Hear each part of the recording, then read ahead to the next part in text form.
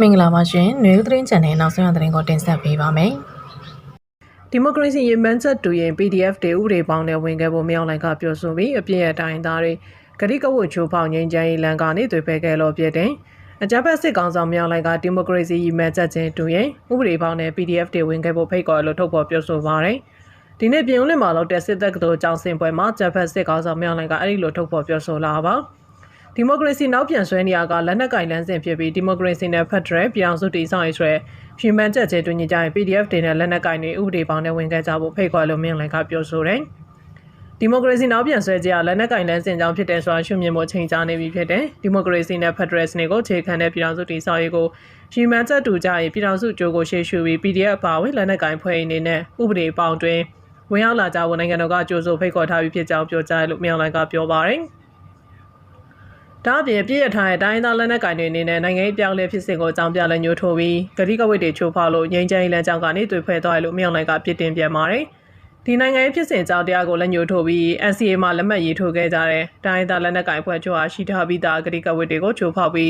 းငြိမ်းချမ်းရေးလမ်းကြောင်းတွေ့ဖွဲ့မှုပြုလုပ်ခဲ့ကြတယ်လို့မြောက်လိုက်ကဆိုပါတယ်။မြောက်လိုက်ကစစ်တပ်အနေနဲ့နိုင်ငံအတွက်အဓိကအရေးကြီးအခမ်းကဏ္ဍကနေဆက်လက်ပါဝင်နေမှာဖြစ်ပြီးငြိမ်းချမ်းရေးလိုချင်ဖြစ်တဲ့ပြတိုက်တာတွေကိုပဲတောင်းဆိုရမယ်လို့မြောက်လိုက်ကအထက်စီကပြောဆိုသွားပါတယ်။ရွေးကောက်ပွဲကိုမကြမီကျင်းပမှာဖြစ်ပေမဲ့ဖျက်လို့ဖျက်ဆီးလုပ်နေသူတွေကရွေးကောက်ခံဆိုရပေါ်လိုင်းနေရာပြောက်မှာဆိုလို့ရွေးကောက်ပွဲကိုဖျက်ဆီးနေကြလို့ဆက်လက်ပြဖို့သွားပါတယ်။ဆက်လက်ပြီးရန်ကုန်မြို့ရှိဖင်လန်နိုင်ငံတန်ရုံးကိုအပြီးသိမ်းပိုက်တော်မူဖြစ်ပြီးမြန်မာနိုင်ငံသားတွေဖင်လန်နိုင်ငံကိုတွားရောက်ရေးဗီဇာကိစ္စတွေအတွက်ထိုင်းနိုင်ငံဘက်ကောက်ရှိဖင်လန်တန်ရုံးမှာအဓိကဆောင်ရွက်ရမည်။ရန်ကုန်မြို့ရှိဖင်လန်နိုင်ငံတန်ရုံးကိုလာမယ့်2026ခုနှစ်မှာပိတ်သိမ်းတော်မူဖြစ်ကြောင်းဖင်လန်နိုင်ငံဆွေရကတရားဝင်ကြေညာလိုက်ရမြန်မာနိုင်ငံသားတွေဖင်လန်နိုင်ငံကိုတွားရောက်ရေးဗီဇာကိစ္စတွေအတွက်ဘန်ကောက်မှာအဓိကဆောင်ရွက်ပြီးဖြစ်ကြောင်းရန်ကုန်ခြေစိုက်ခီးသွွားရေးဂျင်စီကပြောတယ်။နိုဝင်ဘာလအတွင်းဖင်လန်နိုင်ငံဆွေရကပါကစ္စတန်၊အာဖဂန်နစ္စတန်နဲ့မြန်မာနိုင်ငံရှိတန်ရုံးတွေကိုလည်းလာမယ့်2026ခုနှစ်မှာပိတ်သိမ်းတော်မူဖြစ်ကြောင်းကြေညာခဲ့တယ်။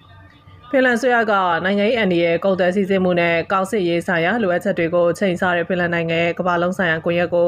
မဟာဗျူဟာမြောက်ပြန်လည်သုံးသပ်ပြီးနောက်ဤဆုံးဖြတ်ချက်ကိုချမှတ်ခြင်းဖြစ်ပါတယ်။ဖင်လန်နိုင်ငံဆွေးရရဲ့ကြေညာချက်မှာတော့ဗီဇာကိစ္စတွေအတွက်နယူးဒေလီနဲ့ဘန်ကောက်မှာလောက်ရမှာလို့ကြေညာတယ်။ဒါပေမဲ့ကျွန်တော်တို့တွေမြန်မာတွေအားလုံးကဘန်ကောက်မှာရှိတဲ့ဖင်လန်တန်ရုံးမှာဗီဇာဝင်ရတာကြာပြီ။ခုကတန်ရုံးတရားဝင်ပိတ်မှာဖြစ်တဲ့အတွက်ဘန်ကောက်မှာပဲအဓိကဗီဇာကိစ္စတွေလုပ်လို့ရတော့မှာ။ဖင်လန်ဗီဇာကလည်းမြန်မာနိုင်ငံသားတွေအတွက်အချိန်လဲကြာသလိုခက်လဲခက်ပါလို့ရန်ကုန်ခြေဆိုင်အောင်မြင်သူပြည်ပခီးသွွားအေဂျင်စီကပြောတယ်။ဖင်လန်ဆွေးရနိုင်ငံသားရေးဝန်ကြီးအဲလီနာဘာတိုနင်ကတန်ရုံးတွေပိတ်သိမ်းချိန်မှာထိတွေ့ဆက်ဆံမှုမှာနောက်ဆုတ်ခြင်းကိုပြသခြင်းမဟုတ်ဘဲကုသရဝယ်ရုံးကိုတော့ဖွင့်လှစ်ထားပြီးဖြစ်ကြောင်းတော်ရုံးတွေကကောင်းစင်ရေးနဲ့တန်တမာရေးဝန်ဆောင်မှုတွေစာကုန်တယ်မှုမြင့်တင်ခြင်းနဲ့ရင်းနှီးမြှုပ်နှံမှုဆွဲဆောင်ခြင်းကိုသာအဓိကထားအာရုံစိုက်သွားမိဖြစ်ကြောင်းထုတ်ဖော်ပြောဆိုခဲ့ပါတယ်။ဖင်လန်နိုင်ငံမြန်မာနိုင်ငံကိုလူသားချင်းစာနာထောက်ထားမှုကိုညီနဲ့ဖွံ့ဖြိုးပူးပေါင်းရေးဆောင်ရွက်မှုတွေကိုကုလသမဂ္ဂအေဂျင်စီနိုင်ငံတကာအဖွဲ့အစည်းရပ်ဖက်လူမှုအဖွဲ့အစည်းကတဆင့်ပေးရလျက်ရှိနိုင်ငံဖြစ်ပြီးလက်ရှိနိုင်ငံရဲ့အကြက်တဲနဲ့ပြည်ပခါတွေကြောင့်ဖင်လန်နိုင်ငံက၎င်းတို့ရဲ့အကူအညီတွေကိုမြန်မာစစ်တပ်ထံကိုများရှိစေရေးအထူးသတိထားလျက်ရှိကြောင်းသိရပါတယ်။ဖင်လန်ဆိုရနေပြည်တွင်းနေရဆွန်ခွာသူတွေကိုကူညီလျက်ရှိပြီးကျန်းမာရေးဆောင်ရှောက်မှုတန်ရှင်းတဲ့ရေးတန်ရှင်းရေးတကိုရေးတန်ရှင်းမှုပစ္စည်းနဲ့ယာယီခိုးလွန်ရတွေပံ့ပိုးပေးရန်အတွက်လူသားချင်းစာနာထောက်ထားမှုကူညီပေးထားကြောင်းအဆိုပါကူညီကိုဖင်လန်ကြက်ချင်နေတင်ကတဆင့်နိုင်ငံတကာကြက်ချင်နေနဲ့လာချမ်းနေအသင်းနဲ့ Federation နဲ့နိုင်ငံတကာကြက်ချင်နေကော်မတီတို့အဓိကပေးပို့ခဲ့ကြောင်းသိရပါတယ်။ရင်းပြင်းငြိမ်းချမ်းဆိုင်အစီအစဉ်တွေအကြမ်းမဖက်တဲ့ဖြစ်ရှင်နည်းနဲ့ဒီမိုကရေစီအခြေခံမှုတွေကိုမြင့်တင်ရန်အတွက်မြေပြင်ဆင့်ရှင်ရပ်ဖက်လူမှုဖွဲ့စည်းမီဒီယာနဲ့လူငယ်ဖွဲ့စည်းကိုပတ်မှုကူညီလျက်ရှိကြောင်းဒီမိုကရေစီရေးဆောင်ရွက်သူတွေအတွက်စွမ်းရည်မြင့်တင်ပေးခြင်းနဲ့တရားဝင်မဟုတ်တဲ့ငြိမ်းချမ်းရေးဆွေးနွေးပွဲတွေကိုအားပေးခြင်းတို့ပါဝင်ကြောင်းသိရတယ်။အလားတူမြန်မာနိုင်ငံပြည်ပကဒေသရရှိကလေးငယ်တွေရဲ့ကြောက်တက်ရောက်ခွင့်အခွင့်အရေးနဲ့အခွင့်အလမ်းတွေကိုလုံခြုံစေရပံ့ပိုးပြီးဘိန်းဆိုင်ပြုမှုရဲ့အစားထိုးနေဖြင့်ရှမ်းပြည်နယ်ရှိကော်ဖီသမဝါယမလုပ်ငန်းကဲ့သို့ရရှိတည်တန်းတဲ့ကျေးလက်အသက်မွေးဝမ်းကြောင်းလုပ်ငန်းတွေကိုမြင့်တင်တဲ့စီမံကိန်းတွေကိုပံ့ပိုးခဲ့ကြောင်းဖင်လန်က UNFPA ရဲ့အမျိုးသမီးနဲ့မိန်းကလေးငယ်တွေပထမဆုံးစီစဉ်ခဲ့သောအစီအစဉ်တွေမှာတဆင့်အမျိုးသမီးတွေပေါ်အကြမ်းဖက်မှုတားဆီးနဲ့အမျိုးသမီးနဲ့မိန်းကလေးငယ်တွေအခွင့်အရေးလိမ်ပိုင်းဆိုင်နဲ့မျိုးပွားကျန်းမာရေးဝန်ဆောင်မှုမြင့်တင်တွေကိုပံ့ပိုးခဲ့နိုင်ငံဖြစ်ကြောင်းသိရတယ်။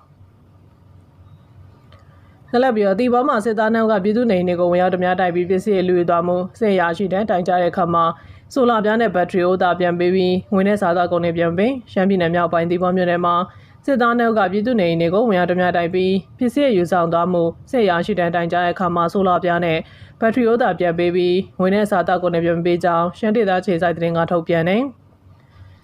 နိုဝင်ဘာလ28ရက်နေ့စောပိုင်း2:20မိနစ်ချိန်တီဘောမြို့မိုးတေကျအုပ်စုကွင်းစလိတ်ကျေးရွာနေတလုံးတွင်အကြမ်းဖက်စစ်သားနှုတ်ကောင်ဝင်ရောက်ပြီးနေအိမ်ကိုတနက်နဲ့ထောက်ကနေနဲ့ဈေးဆိုင်တွင်ကိုမွေးနောက်ကငွေကျပ်9သိန်းတန်မိုးရှိပစ္စည်းနဲ့ငွေသားတွေကိုယူဆောင်သွားကြောင်းအလားတူယင်းနေ့မနက်စောပိုင်း4နိုင်ဝန်းကျင်မှာလည်းတခြားနေဈေးဆိုင်တွင်ကိုဝင်ရောက်ကအိမ်ရှင်တွေကိုတနက်နဲ့ထောက်ထားပြီးပစ္စည်းကိုမွေးနောက်ယူဆောင်သွားကြောင်းသိရတယ်ထွန်းတို့များတိုက်တဲ့ကိစ္စနဲ့ပတ်သက်ပြီးအကျေးတာဝန်ရှိသူတွေကစစ်ကောင်စီရရှိတဲ့အတိုင်းကြားခဲ့ရာပြည်မှုကျွလွန်သူတပ်သား2ဦးယူဆောင်သွားတဲ့ဘက်ထရီနဲ့ဆိုလာပြားကိုအင်ရှင်တဲ့ပြန်လည်ပို့ဆောင်ပေးခဲ့တော့လေကျန်ရှိရသောက်ဖွယ်အိုင်နဲ့ငွေကြေးကိုပြန်လည်ပေးခြင်းမရှိကြောင်းသိရတယ်။ပြည်မှုကျွလွန်တဲ့တပ်သားကိုတော့ရေးယူမယ်လို့ပြောတဲ့ဒါပေမဲ့ဘလို့ရေးယူမယ်လို့တော့မသိသေးဘူး။ယူသွားတဲ့ဆိုလာပြားရဲ့ဘက်ထရီအိုးတွေပြန်လာပို့ပေးပြီးကျန်တဲ့သောက်ဖွယ်အချို့ကိုတော့သုံးကုန်ဝင်လို့နောက်မှပြန်ဆောင်ရပေးမယ်လို့ပြောပါတယ်။အဆိုပါမိုးတေကြောက်ဆိုကိုလွန်ခဲ့တဲ့အော်တိုဘာလကနေစစ်ကော်မရှင်တပ်ကထိုးစစ်ဆင်ဝင်ရောက်ခဲ့ပြီးလက်ရှိချိန်นี้စစ်ကော်မရှင်တပ်ဆုံးဖို့လှုပ်ရှားနေရဖြစ်ကြောင်းသိရတယ်။ဆက်လက်ပြီးတဝက်မြို့နယ်ရှစ်မိုင်ခန္ဓာဝေးရဲ့ကြေးရကျင်းဆက်တရားသုံးခုကိုစစ်တပ်ကဖောက်ခွဲပစ်စီတနင်္သာရီတိုင်းတဝက်မြို့နယ်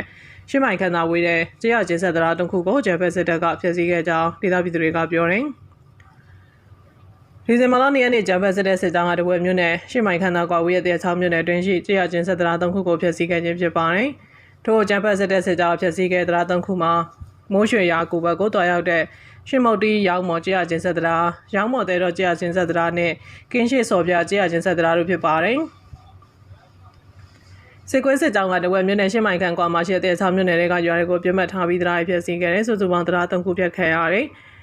မိုးရွှေကိုရွာဘက်ကိုတွားတဲ့ရှင်းမုတ်တီရောင်းမော်ရွာချင်းဆက်တရားရောင်းမော်တဲ့တော့ရွာချင်းဆက်တရားနဲ့ကင်းရှိစော်ပြရွာချင်းဆက်တရားဖျက်ဆီးခံရလို့ဒေသပြည်သူကပြောတယ်အလားတူနိုဝင်ဘာ26ရက်နေ့ကလည်းဂျပန်စစ်တပ်စစ်ကြောင်းကတည်းက6မြို့နယ်ပြင်းဖြူကြကုံရောက်ဆင်းနေပြီးနေကိုမိရှုဖျက်ဆီးခဲ့ကြောင်းနိုဝင်ဘာလ16ရက်နေ့ကလည်းဂျပန်စစ်တပ်ကစိတ်ချောင်းရသားစိတ်ကိုကြားအတွင်းဝင်ရောက်ဖမ်းဆီးသွားခဲ့ပါတယ်ဇလက်ဘီရွှေကုတ်ကိုကြားဖြတ်မြို့တင်မှာအထက်မြင့်ဆောင်တွေကိုစစ်တပ်ကဖောက်ခွဲဖျက်ဆီးကရင်ပြည်နယ်မြောက်ရီမြို့နယ်ရွှေကုတ်ကိုကြားဖြတ်မြို့တစ်ကအထက်မြင့်ဆောင်တစ်ခုကိုစစ်တပ်ကဖောက်ခွဲဖျက်ဆီးလိုက်ကြောင်းထိုင်းမြန်မာနယ်စပ်စစ်သတင်းမြစ်ကပြောပါတယ်ဒီဇင်ဘာလ3ရက်နေ့မိုးလယ်12:30မိနစ်ချိန်ရွှေကုတ်ကိုကြားဖြတ်မြို့တစ်တွင်ကအထက်မြင့်ဆောင်ကိုမြန်မာစစ်တပ် PDF နဲ့ရဲတွေကမိုင်းခွဲဖြိုချလိုက်ခြင်းဖြစ်ပါတယ်အထက်မြင့်ဆောင်ကိုစစ်တပ် BGF နဲ့ရဲတွေကမိုင်းခွဲဖြိုချလိုက်တယ်ဒီပါတီကိုဖုံမိုးတွေအလိမ့်လိုက်တက်လာတယ်ရွှေကုတ်ကိုလည်းပထမဆုံးမိုင်းခွဲဖြိုချမြင်ရလို့ထိုင်းမြန်မာနယ်စပ်မှာစစ်သတင်းမြစ်ကရှင်းပြတယ်ရွှေကုတ်ကိုမြို့ကိုစစ်တပ်ကနိုဝင်ဘာ18ရက်ကစတင်စစ်ဆေးခဲ့ရာယနေ့ထိကြားဖြတ်အဆောင်169လုံးကိုချိတ်ပိတ်ခဲ့ကြောင်းယနေ့မှရွှေကုတ်ကိုပထမဆုံးစတင်ဖောက်ခွဲခဲ့ခြင်းဖြစ်ပါတယ်စစ်တပ်က KK ဘက်အပိုင်း3နယ်မြေတွင်ရှိကြားဖြတ်အဆောင်425လုံးနဲ့140ကိုစစ်တပ်ကဖြိုချဖျက်ဆီးခဲ့ကြောင်းနဲ့ KK ဘက်ပင်မနယ်မြေတွင်ရှိကြားဖြတ်အဆောင်စုစုပေါင်း635လုံးနဲ့288လုံးကိုဖြိုချဖျက်ဆီးခဲ့ခြင်းပဲဖြစ်ပါတယ်။နောက်ဆက်အားပေးကြတဲ့အတွက်ဒုဝန်ကျေးဇူးတင်ရှိပါရရှင်